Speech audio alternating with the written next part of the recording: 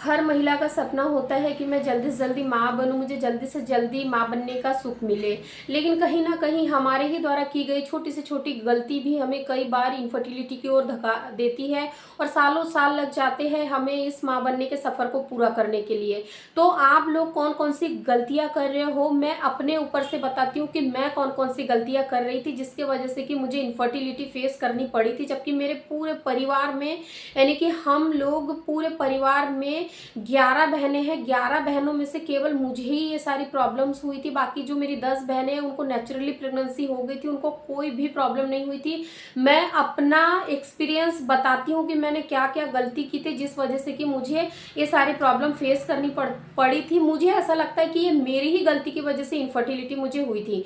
देखिए मैं क्या कर रही थी, मेरी शादी हुई उसके बाद में मेरे हस्बैंड की जॉब बाहर थी। जब हस्बैंड वाइफ दोनों ही रहते हैं, कोई काम नहीं होता है, तो हम अक्सर क्या करते हैं कि काम खत्म होने के बाद में जब हस्बैंड ड्यूटी के लिए चले जाते हैं तो हम क्या करते हैं कि जो फ्री टाइम रहता है उसमें हम ज़्यादा से ज़्यादा रेस्ट करते हैं, मोबाइल का इस्तेमाल ज़्यादा करते हैं, हम टीवी ज़्यादा देखते हैं।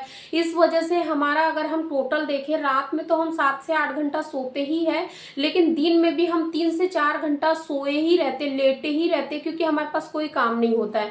और ज़रूरत से ज़्यादा लेटे रहने की वजह से, फिजिकल एक्टिविटी नहीं होने की वजह से, जब हम खाना खाते हैं अगर वो प्रॉपर तरीके से डाइजेस्ट नहीं होता है तो वो फैट में कन्वर्ट होता है, वजन बढ़ता है। और साथ ही साथ जब फैट बढ़ता है, वजन बढ़ता है, तो इस वजह से ही हमें पीसीओडी, थायराइड होता है, जो कि मेरे साथ हुआ था। मुझे शादी के बाद थायराइड पीसीओडी हुआ था, मुझे शादी से पहले पीरियड्स में कोई भी दिक्कत नहीं थी।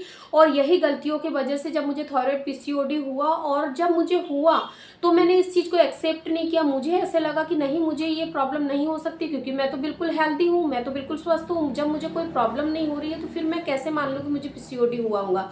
तो आपको ऐसा नहीं करना है। आगे की वीडियो में मैं बताऊंगी कि मुझे कैसे पता चला था कि मुझे पीसीओडी हुआ और मैंने उसको एक्सेप्ट करने में कितना समय लिया था। Thank you.